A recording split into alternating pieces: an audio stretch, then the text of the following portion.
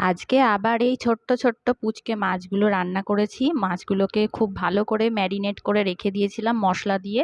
এবারে কড়াইয়ের মধ্যে সর্ষের তেল গরম করে তার মধ্যে পেঁয়াজ কুচিটাকে ভেজে নিয়েছি। তার মধ্যে দিয়ে দিয়েছিলাম লম্বা করে সরু সরু করে কেটে নেওয়া আলু। আলুটাকে বেশ ভাজা ভাজা করে নিয়েছি নুন আর হলুদ দিয়ে, যেমন করে আলু ভাজা করি আর কি। তারপরে যখন আলুটা ভাজা হয়ে গেছে আর সামান্য সেদ্ধ হয়ে গেছে, তখন তার মধ্যে দিয়ে দিয়েছি এই ম্যারিনেট করে রাখা মাছ। এর মধ্যে আছে আদা, রসুন, পেঁয়াজ, লঙ্কা, টমেটো আর জিরে। তো ভালো করে কষিয়ে নিয়েছি। নেওয়ার পরে এর মধ্যে দিয়ে দিয়েছি পরিমাণ মতন জল।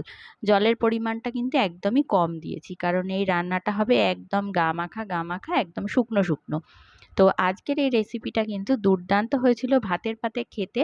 এই রান্নাটাতে আলুর বদলে কিন্তু বেগুনও ব্যবহার করা যায়, কিন্তু মাছের পরিমাণটা এতটাই কম ছিল যে সবার পাতে অল্প অল্প করে দেওয়ার জন্য আমি একটু আলু দিয়েছি। রেসিপি ভালো লাগলে